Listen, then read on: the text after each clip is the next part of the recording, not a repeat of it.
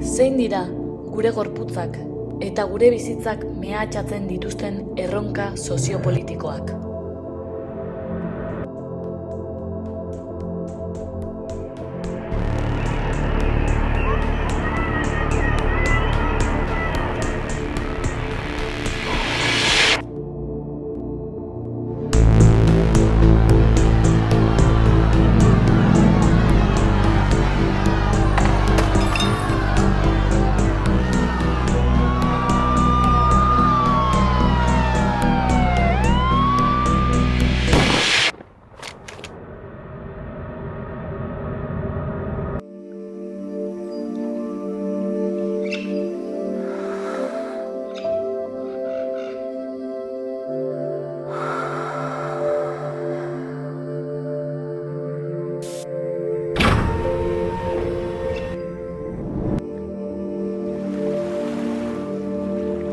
Erresistentziaren gorputzak eta lurraldea gara.